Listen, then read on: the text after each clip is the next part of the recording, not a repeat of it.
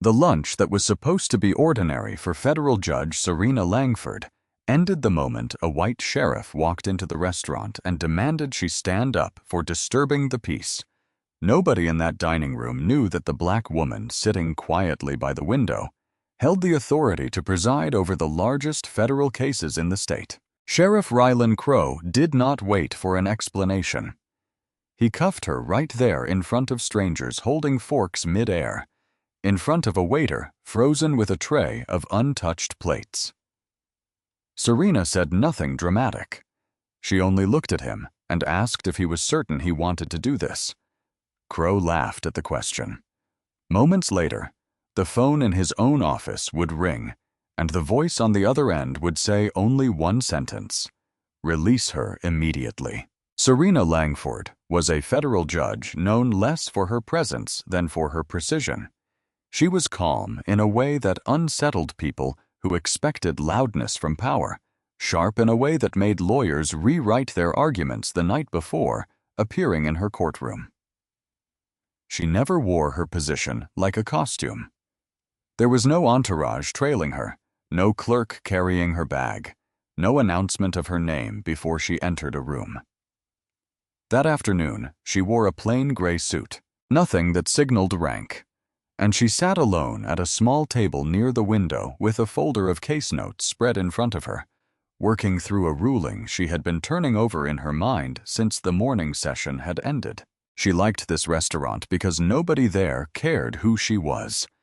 That was until Rylan Crowe decided otherwise. Before any of that, in the ordinary rhythm of the morning, the restaurant had been filling slowly with its usual lunch crowd, the smell of coffee and warm bread drifting from the kitchen, a low murmur of conversation settling over the room like a comfortable blanket.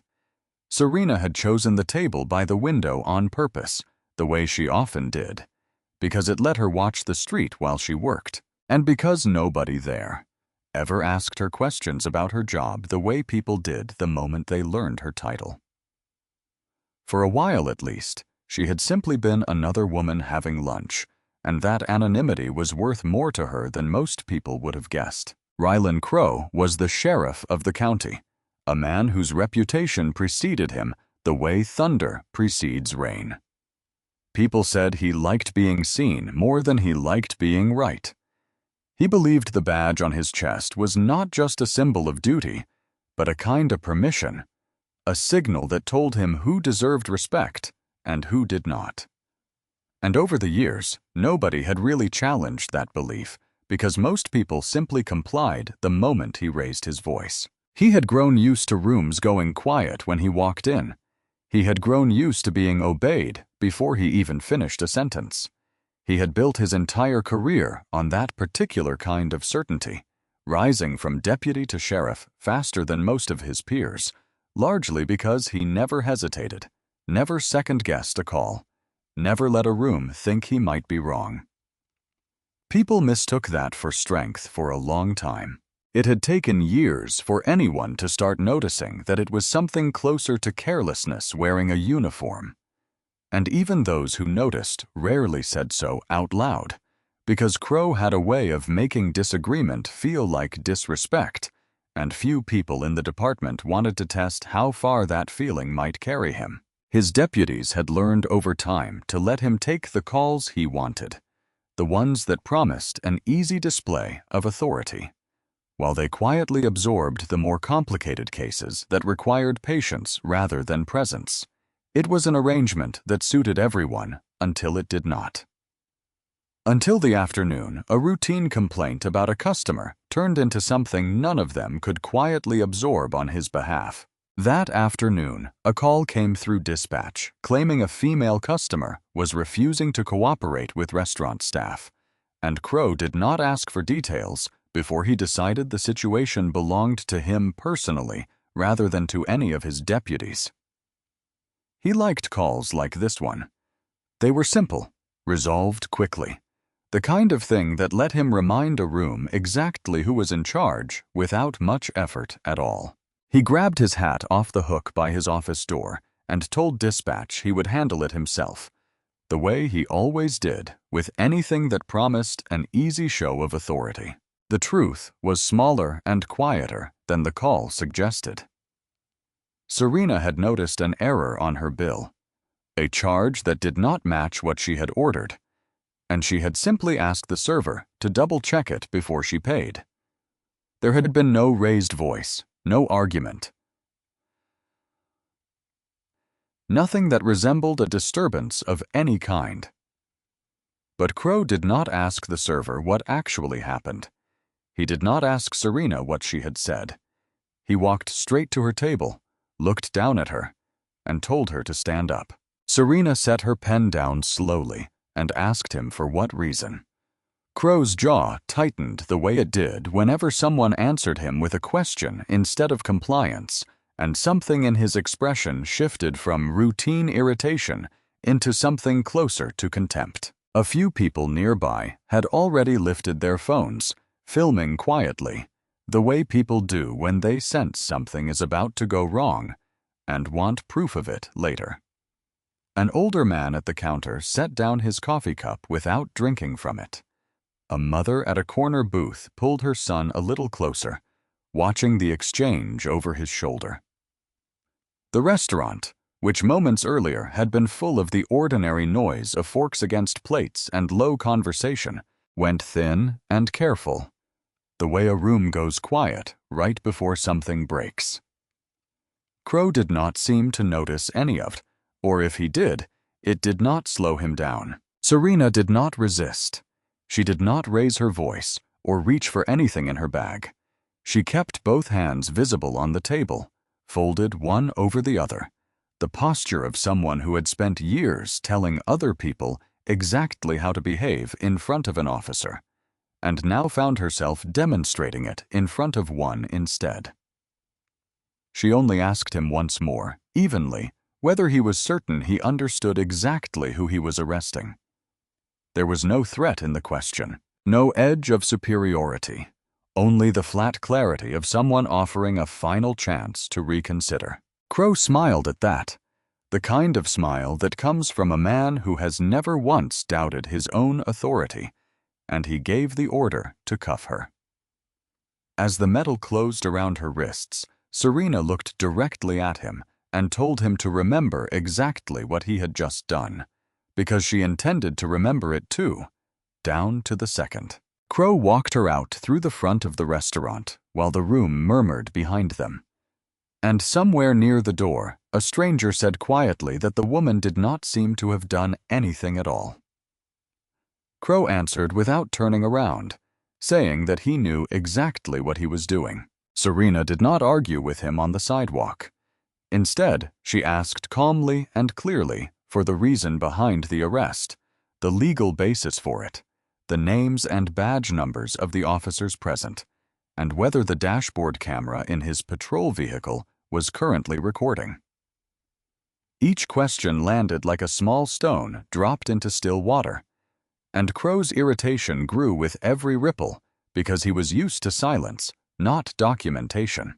He accused her of trying to intimidate him with legal language, and Serena answered simply that she was not trying to intimidate him at all.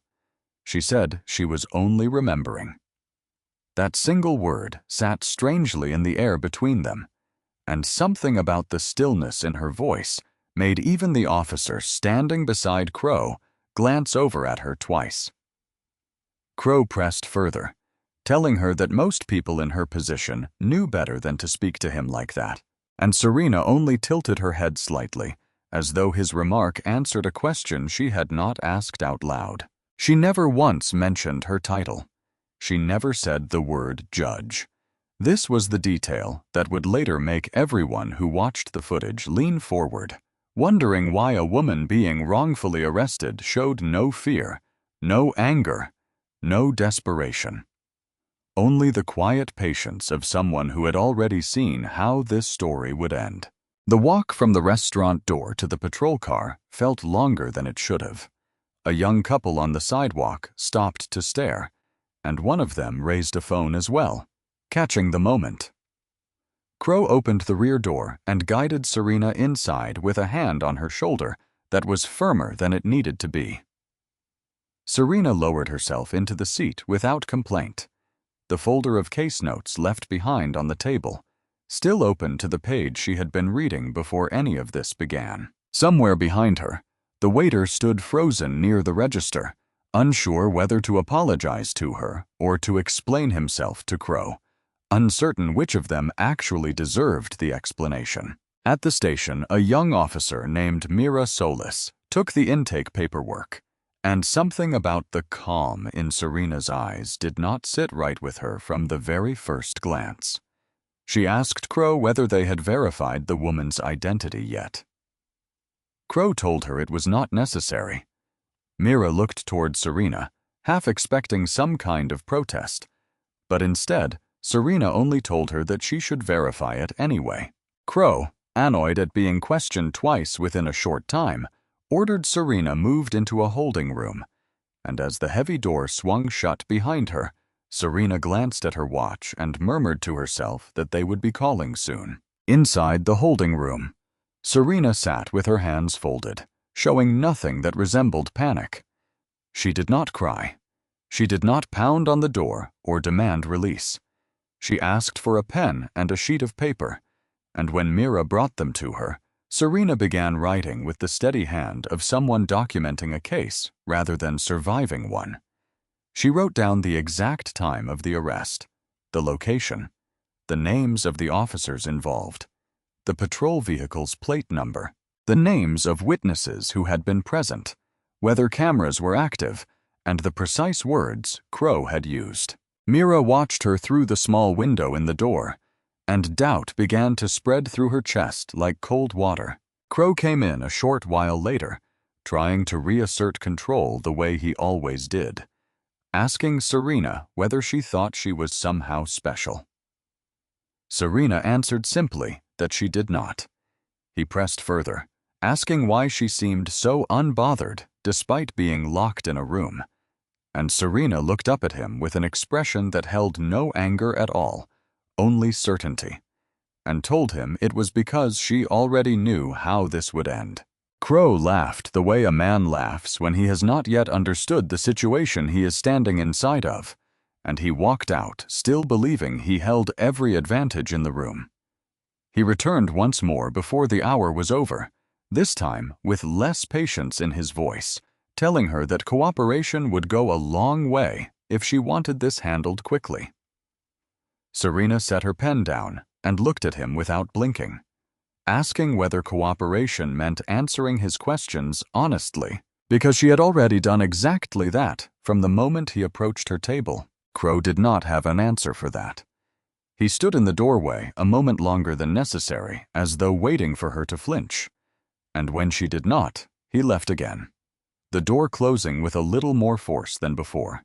Serena went back to her list without looking up, adding one more line beneath the others, a small note about the tone of his second visit, the exact words he had used, the exact time on the clock above the door.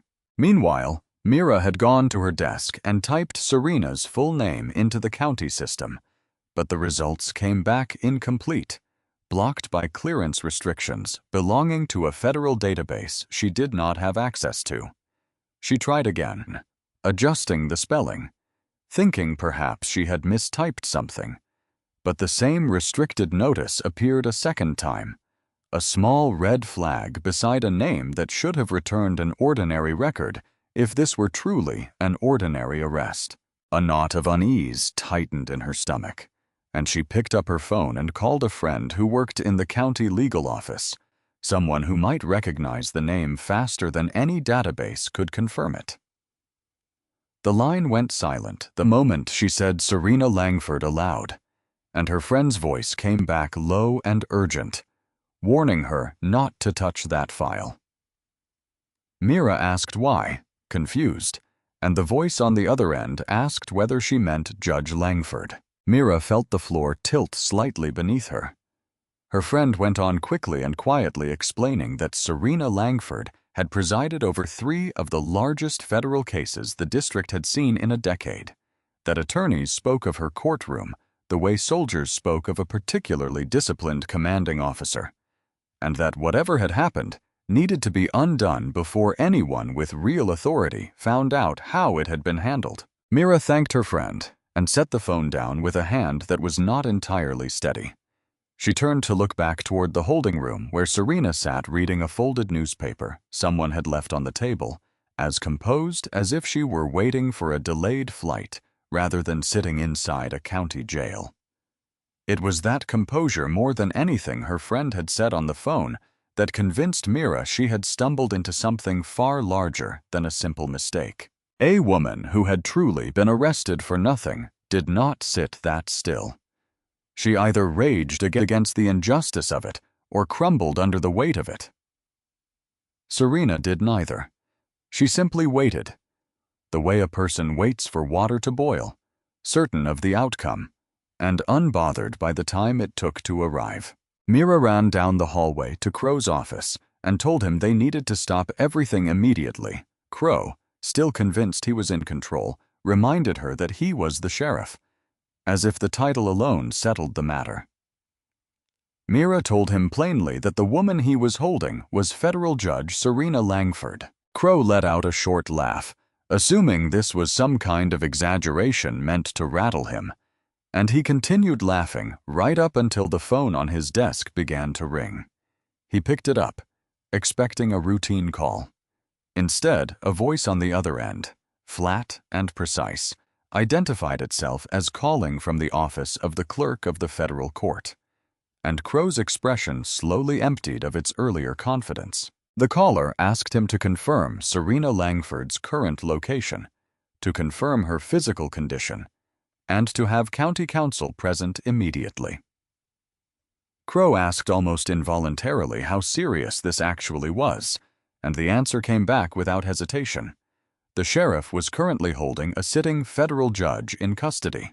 There was a weight to the sentence that seemed to fill the entire office, and Crow found himself gripping the edge of his desk as though the floor beneath him had tilted slightly out of true. Even then, some part of Crow refused to fully accept fault.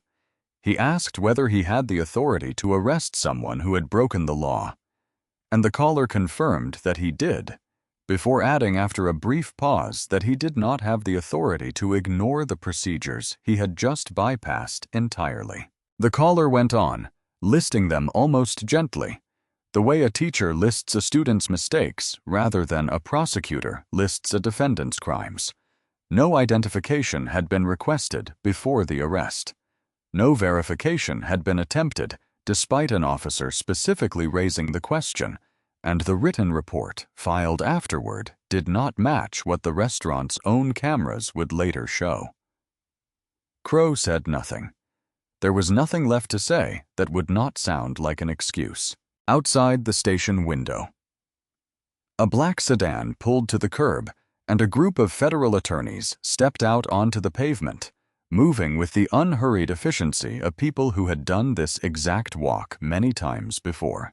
Crow watched them through the glass, and for the first time that day, the certainty drained completely from his face. Mira stood a few feet behind him, silent, watching the same scene, and thinking that whatever happened next would not be something either of them could undo by apologizing. To understand why Serena Langford never once raised her voice through any of it, it helped to know who she had been before she became a judge.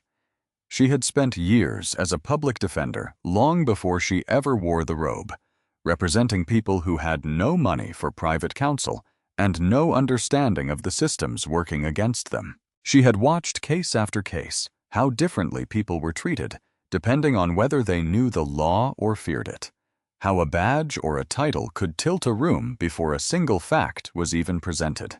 She still remembered one case in particular early in her career. A young man named Silas, who had been stopped for a broken taillight and ended up spending several nights in a cell because an officer decided his nervousness looked like guilt. Serena had fought for weeks to get the charges dropped, and by the time it was over, Silas had already lost his job for missing shifts he could not explain from behind bars. Nothing about the case had been fair, and nothing about winning it had made the damage disappear. It was a lesson she carried with her long after she stopped practicing law from that side of the courtroom. That vindication however satisfying, rarely undid the harm that came before it, and that the goal was never simply to win, but to make sure the system itself worked the way it claimed to. That experience had shaped the principle she carried into every courtroom she ever sat in, the one she repeated quietly to new clerks on their first day. That power proves nothing about whether a person is right, and that only the way a person chooses to use that power reveals the truth of who they are. She had said it to law students. She had said it in speeches she never enjoyed giving. And now, sitting inside a county holding room with a folded newspaper in her lap, she was living inside the exact principle she had spent years teaching to other people. Back at the station, federal attorney Tristan Kane arrived without raised voices or threats of any kind, his presence quiet but absolute, the way certain people carry authority without needing to announce it. He asked simply who had given order to arrest Judge Langford, and every eye in the room turned toward Crow. Crow admitted it was him. Tristan nodded once, almost gently, and said that was good, because now they knew exactly where to begin. When Serena was finally brought out of the holding room, she did not immediately demand Crow's arrest or humiliation. Instead, she asked to see the incident report first. Tristan looked slightly surprised at the restraint in her request, but Serena told him plainly that she did not want special treatment. She wanted the truth laid out on paper, the same as anyone else would receive. That decision was what separated Serena from someone who simply won because of rank. As she read through the report Crow had filed, her eyes moved slowly across the page, and somewhere near the middle, her expression shifted, not into anger, but into the focused stillness of someone who had just found the thread that would unravel everything.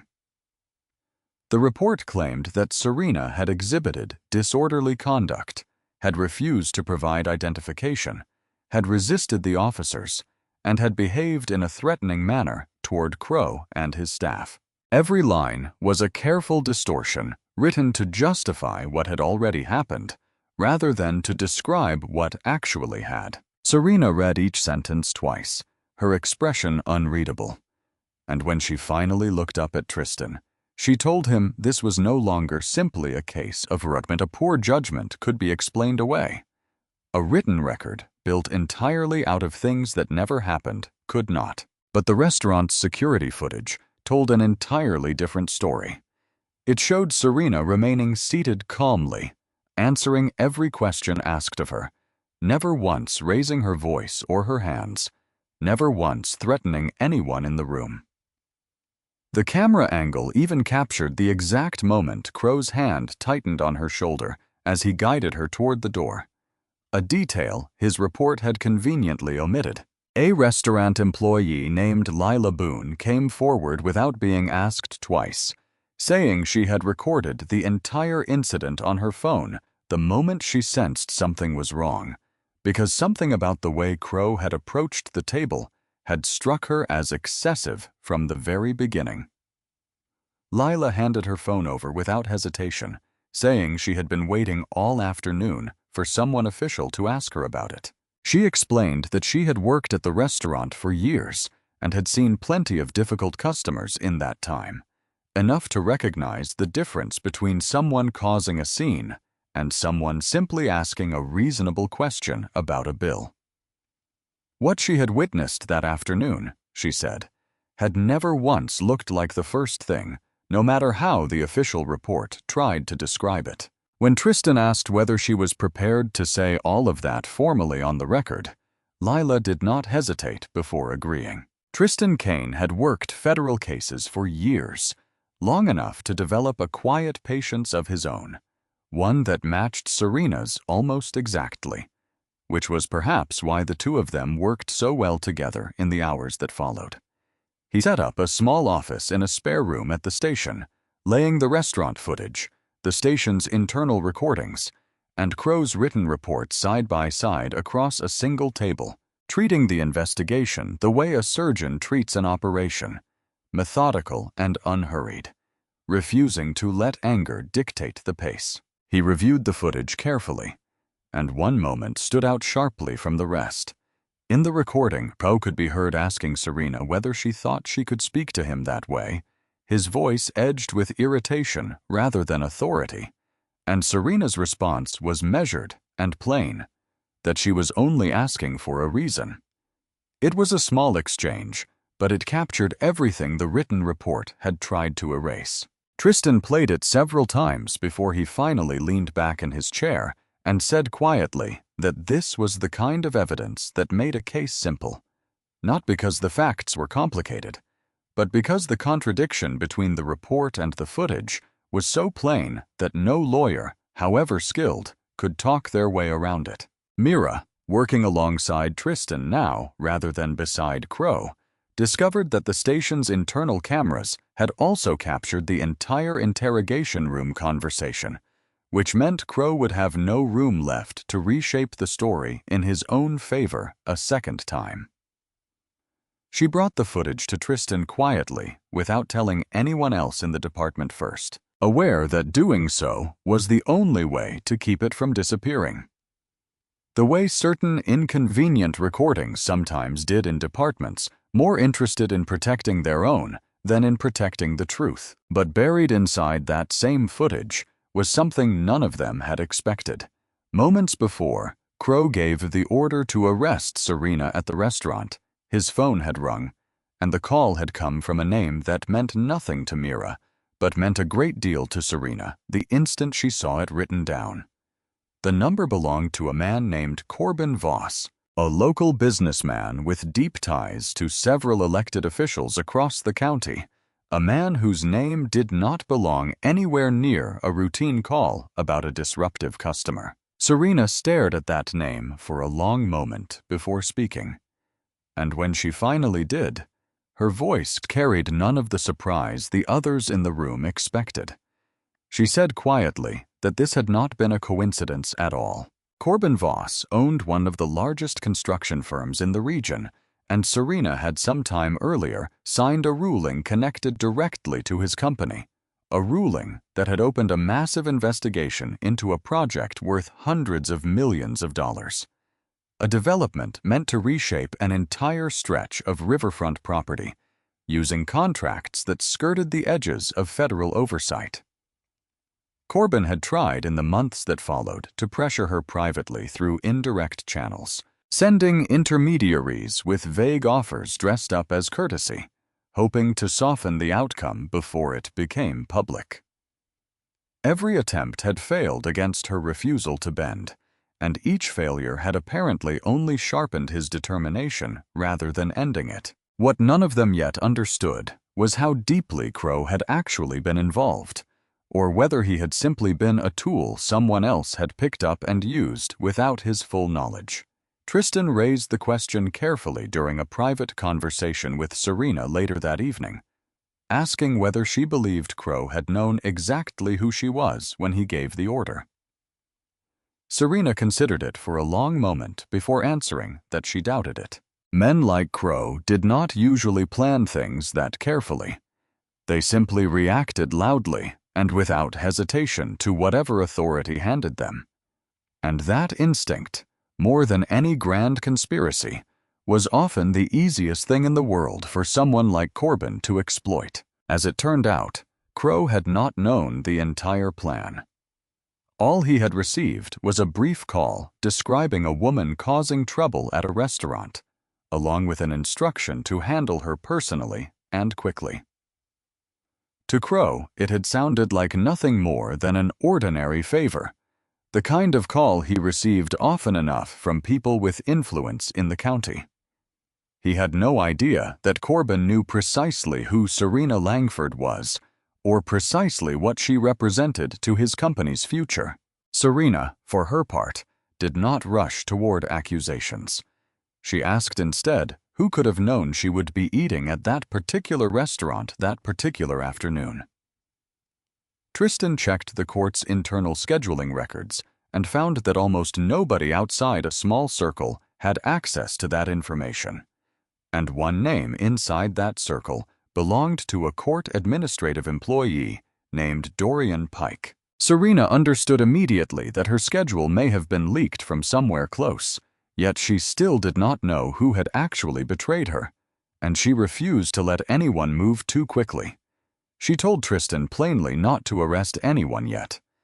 When he asked why, she explained that moving too soon would only warn whoever stood behind all of this that their operation had already been uncovered, giving them time to hide the parts that mattered most. Before she left the station that evening, she turned back toward Crow one final time and told him that he believed today he had arrested her, when in fact, without meaning to, he had opened the very door that would let her investigate the people standing behind him. In the days that followed, a special hearing was convened, drawing together federal prosecutors, county counsel, an internal affairs investigator, and a representative from the federal court itself. The room where it took place was smaller than a courtroom, plainer too, with fluorescent lights that hummed faintly overhead, and a long table where every chair seemed to carry more weight than an ordinary piece of furniture should. The investigator opened the hearing by reading the timeline aloud, sentence by sentence, from the moment dispatch received the call to the moment the federal attorneys arrived at the station. Hearing it laid out in that flat procedural voice made the sequence sound even worse than it had felt living through it, each decision stacking on top of the last until the whole thing read like a checklist of everything a law enforcement officer was trained not to do. Rylan Crow sat at the center of that room, stripped of the confidence that had carried him through the restaurant and the station days earlier, forced now to answer for decisions he had made without pausing to question them. He had traded his uniform for a plain suit that afternoon, and somehow the absence of the badge on his chest made him look smaller than he had ever looked wearing it. Corbin Voss was summoned as well, seated a few chairs away, his expression carefully neutral, practiced in the particular stillness of men accustomed to never admitting anything on record. He wore his composure the way other men wore expensive watches, as something meant to be noticed and admired, and he crossed his legs and folded his hands, as though the proceedings were a minor inconvenience rather than a reckoning. It did not take long for Crow to realize how thoroughly he had been used. When questioned about the call he had received before the arrest, Corbin claimed he did not remember placing it at all, his voice smooth and unbothered, as though the accusation belonged to someone else entirely.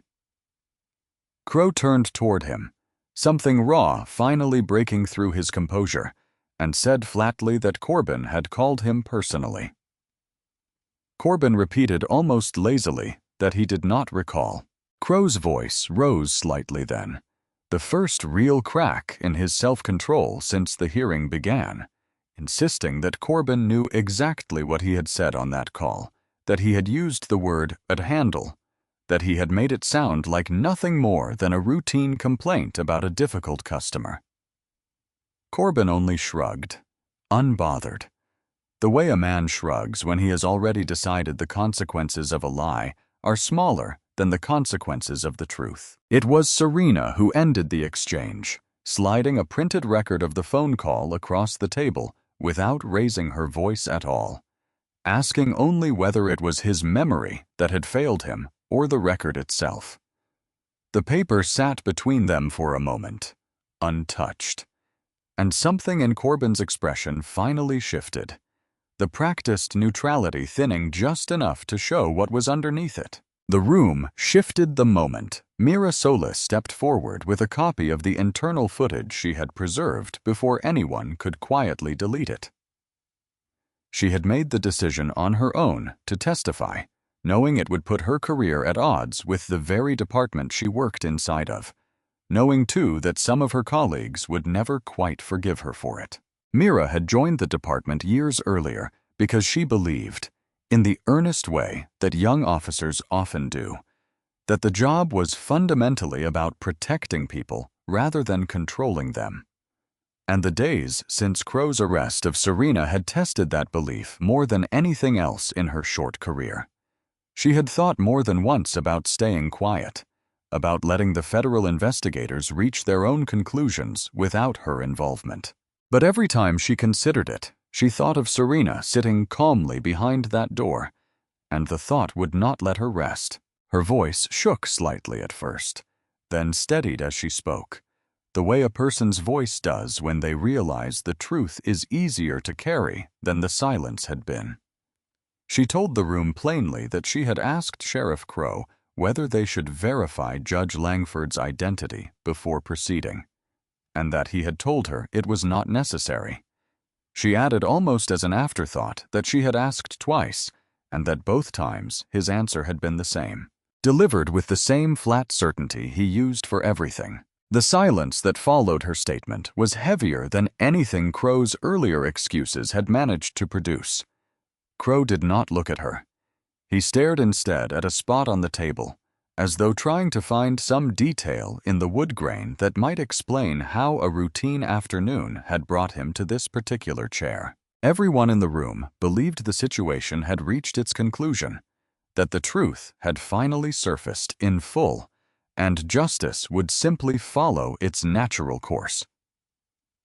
But Serena was not finished. She had one more piece of evidence she had been holding quietly, waiting for the right moment to place it on the table, an email sent before she had even arrived at the restaurant that afternoon. The message described with unsettling accuracy the exact time she planned to be there, the specific location, and even the reason behind her visit that day. And the sender of that email was not Corbin Voss at all. It was Dorian Pike, the administrative employee from inside the court system, whose name Tristan had flagged earlier. The revelation did not fit neatly into the shape everyone expected. Dorian had not sold Serena's schedule for money, nor had he acted out of any personal grievance against her. He had worked in the court's administrative office for years, a quiet man who kept to himself, the kind of employee whose name nobody remembered until something went wrong. Corbin Voss had been holding evidence of a financial mistake Dorian had made earlier, a mistake serious enough to end his career, and possibly worse, uncovered somehow through channels Dorian still did not fully understand, and had used that leverage to force his cooperation, framing it at first as nothing more than a small favor between acquaintances. When Serena finally sat across from Dorian in a small room with a single table between them, he broke down before she said more than a few words, his hands trembling as the weight of months of silence finally gave way. He told her he had never wanted any of it, that Corbin had approached him quietly at first, almost kindly, and had only revealed the full threat once Dorian had already given him small pieces of information he could not take back. Serena listened without interrupting. She did not raise her voice or shame him for what he had done. She told him simply that he had been afraid. Dorian admitted through unsteady breath that he had not known what else to do, that he had told himself for weeks it was a small thing, a harmless thing, until it clearly was not. Serena answered that he knew now, and something in the way she said it seemed to offer him a way forward rather than only condemnation. He agreed without hesitation to testify against Corbin, and for the first time in months, he said he felt like he could breathe normally again. Crow, sitting through all of this, finally understood the scale of what he had been pulled into. He had been a tool in someone else's design, manipulated into acting quickly without asking questions. But that understanding did nothing to erase what he himself had chosen to do that afternoon. He had failed to verify who he was arresting. He had ignored the procedures meant to protect exactly this kind of situation. He had written a report that did not match the truth. He had used his badge as though it excused him from every ordinary obligation of fairness. Serena stood in front of him one final time before the hearing closed, and told him plainly that he was not being investigated because he had arrested her by mistake. She looked at him steadily and said that he was being investigated because he had believed, without ever questioning it, that the badge on his chest gave him permission to do whatever he wanted. In the period that followed, Rylan Crowe was suspended pending a full formal investigation into his conduct, his years of quiet immunity from consequence finally coming to an end. He would later face a formal review board that examined not only the arrest of Judge Langford, but a pattern of similar complaints stretching back years, complaints that had previously been dismissed or quietly buried by a department too comfortable with his reputation to challenge it. Corbin Voss found himself under a separate and far more serious investigation for interfering with the judicial process, an inquiry that reached into contracts and relationships he had spent years carefully hiding, unraveling connections that stretched well beyond the riverfront project that had started it all. Investigators found that Corbin had used similar pressure on at least 2 other officials in neighboring counties. Smaller favors traded quietly over years, each one small enough on its own to seem unremarkable until they were laid out together and the pattern became impossible to ignore. His attorneys tried for a while to frame the entire affair as a misunderstanding between old acquaintances, but the phone records and the testimony from Dorian Pike left very little room for that argument to survive. Dorian Pike, once a frightened accomplice, became a cooperating witness whose testimony helped connect pieces investigators had been chasing for months. And though his own financial mistake still followed him into a separate proceeding, the honesty he offered afterward counted for something in how that proceeding was eventually resolved. Mira Solis, the young officer who had trusted her instincts over her chain of command, was formally recognized for following procedure and telling the truth, even when it endangered her own position within the department. She would later say when asked about it that she had not felt brave in the moment, only certain that something was wrong, and that certainty had simply refused to let her stay quiet. Yet Serena refused to turn any of it into a personal act of revenge.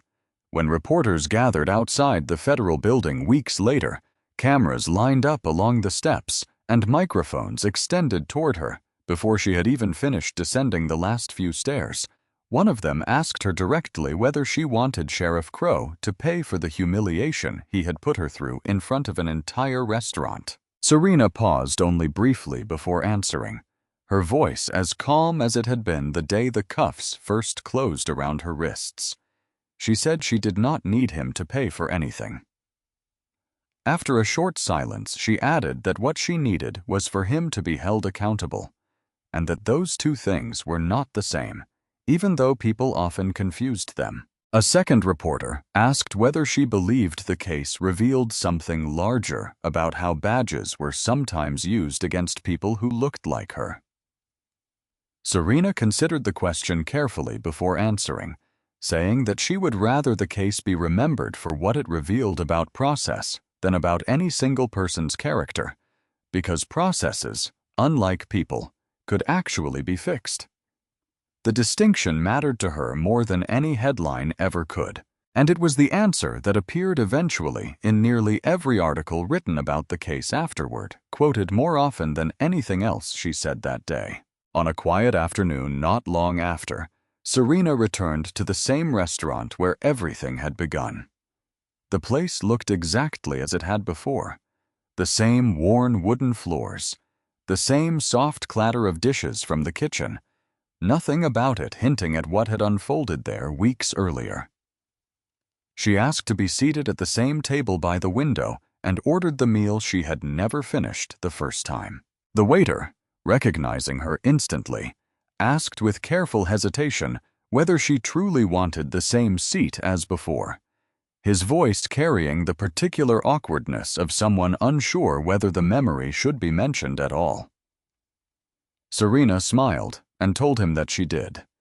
She sat down without a security detail trailing behind her, without any entourage announcing who she was, without needing to prove anything to anyone in the room.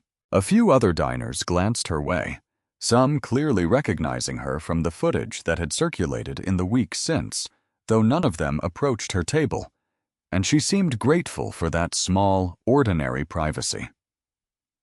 Outside the window, a patrol car passed slowly along the street, and Serena glanced up briefly before returning her attention to her plate, continuing her meal exactly as she had planned to that first afternoon, unbothered and entirely at peace, as though the intervening weeks had simply folded quietly shut behind her. There are people who believe power lives inside a badge pinned to a chest, and there are people who believe it lives inside the chair a judge sits in behind a courtroom bench.